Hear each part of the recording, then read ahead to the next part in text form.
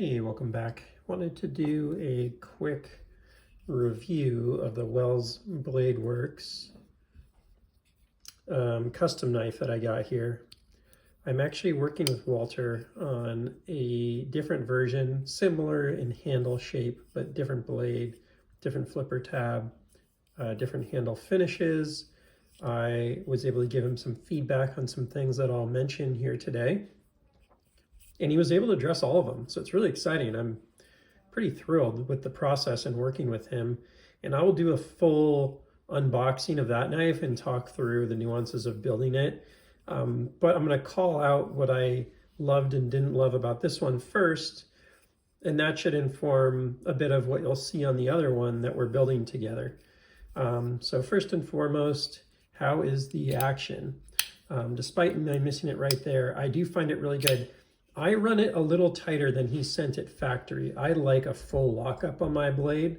You don't have to do that. You could approach this, since it's a washer knife, with just a twinge of looseness in it. I haven't found like a perfect spot where it's like fully drop shut and yet has no blade play, but maybe, you know, you're better at tuning it than I am, or maybe even when it broke in, it would be. But I ran mine a little tighter, and the action's really nice. Like, it's kind of what I want a Chris Reeves knife to be, where I can roll it out really easily because the detent is light enough, but it still has plenty of detent to open it up, even though I just failed it there. That was more on me.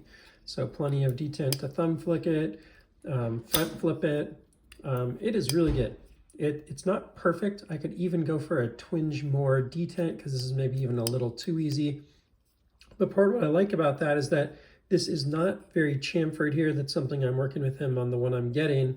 And so by having it light, it doesn't bother my thumb as much when I roll it out. So I really like the rollout action on this one a lot. That's my favorite way to deploy it. I've got it nice and tight, so it's not, again, loosey-goosey here. And so you really feel the phosphor bronze washers, and that makes for a great rollout. It also makes for a very good thumb flick. Those to me are the best two deployments of this one. If it was chamfered, I would like the finger flick as well, but since it's not, I end up finding that I end up with fingernail on there, and that's just annoying to me. I don't want to constantly be like brushing fingernail out of there, so I'm not a fan of non-chamfered thumb holes. I've had just a very few set of knives that I'm willing to put up with that on. This is one of them.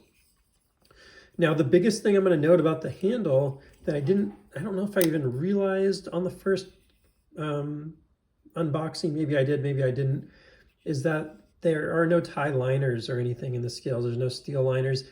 This is 100% G10.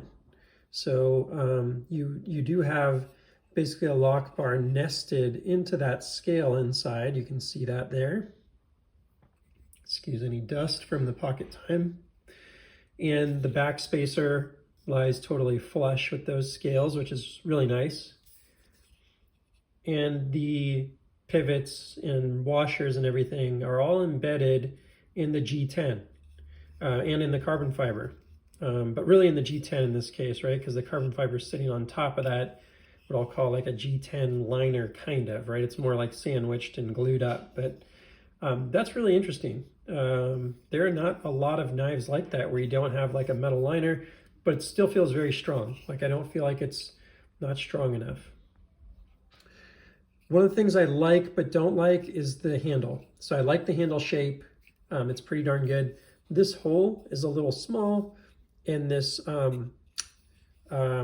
lock bar is a little thin, so when I grab it, I do feel it. You can actually feel the lock bar here. Like, I'd want that recessed a little further back into the handle so that when I grab this, I don't feel lock bar. I know I'm going to feel it in here. It's just kind of how it is. But I just feel like my hand's grabbing on the lock bar a little too much. It's a little too sharp on the inside of the scale here. So that's another thing I'm going to ask him for, is to knock down the insides of the scales a little, so that's just a little more comfortable like it is on the back when I grab it, because you can feel these sharp edges just a little bit on the handle. Pocket clip is great. He's using, you know, like some sort of aftermarket pocket clip or whatever, and it's perfectly designed, the right heights in both the back and the front, so love that. You know, there's a hole in there to get to this Screw, I'd probably go with like one without the hole, so I didn't see the screw as much, and just take this off if I need to. But that screw releases the lock bar. So I don't personally see a need to have the hole there to get to it, but it is what it is. Now, one of the main things, as you can hear right there, is the lock stick. And there's still a little bit, but way less than when I got it. And people said it would break in, so I've just been flipping it around, using it, unlocking it and stuff. And it's pretty minimal now. So I do think that that was true. It's still there to touch, and I imagine, you know, over time that'll further go away as it just further breaks in. But there is still a little bit of lock stick, so that's not ideal. I'd say that's the biggest thing I don't like about this knife is the lock stick. Now, one of the things I've worked with him on the new version that I'm building with him is to do a thicker lock bar and a chamfered edge on it, which he was able to do.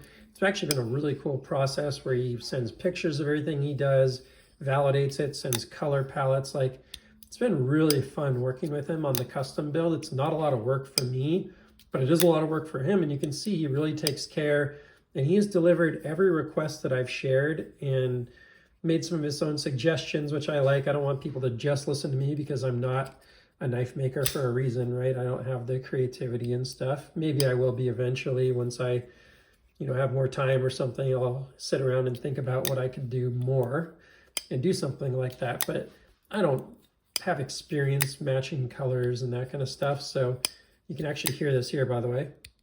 That's actually started to go down even a little bit more while on this video. I'm starting to see it even further relieve. So that's good that he's willing to make some suggestions, but be flexible on my decisions. I love that. That's really neat. On the version I'm getting, he was also willing to take his maker's mark off there, which I think on the show side is not as ideal. I asked him to put it on the other side. He said, I could just take it off if you want. I was like, absolutely, that'd be great. Because I do think it's okay, but it's not my favorite like maker's mark ever. And it has this little mounted on it that, you know, when you don't have your blade dark washed, you can see very specifically. And it's just kind of, to be on the show side in particular, I don't love it. So I'm excited to have my other version not have that on there. He's also able to do more of like a sheep's foot style or a Wharncliffe. So that's what I'm doing my other one. I'm not doing a compound grind on my other one. So excited to see how that one turns out. But overall, it's been a good experience for the price at $375 to $475, depending which options you choose.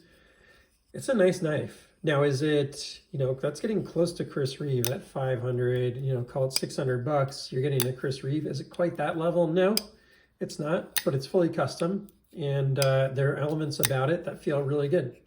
So overall, I'm quite happy with it. And it's been a good experience carrying it. Seems like he knows what he's doing. He does his heat treat. He sends his blades out for a heat treat. So he grinds them and then sends them out. And I love that. You know, makes him focused on what he does best. And the whole process of him designing the new one only took like a couple days or something. And it literally was mostly done aside from heat treat. And he just needs to like sand down the edges and stuff and do the finishing work. So that's really impressive. I'm going to get another knife from him, so I think that speaks to my overall review. This isn't for everyone. Like, not everyone's going to want something that has this kind of feel, a little lighter, because it's all G10 and, you know, kind of custom, build your own. Some people just want something more factory, and that's fine.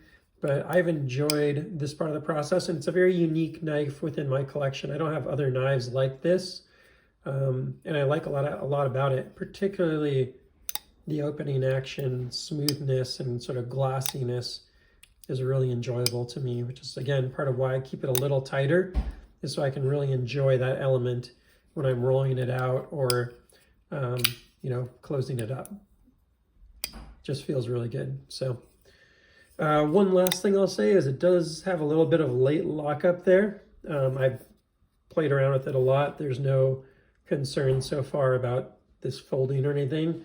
And his service of his knives seems spectacular, so I'm not overly concerned about it. But I am getting kind of late lockup on this one, so hopefully that won't be the case as much with the other one that I'm getting.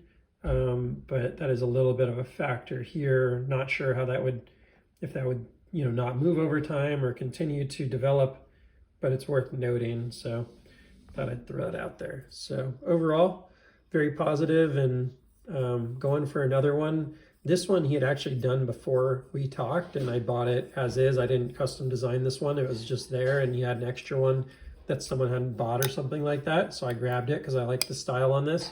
The next one I'm designing myself, and we'll put them both on camera, and you can decide if you like one of the styles more or less or whatever. Yeah, it's been fun to own. So that's all for now.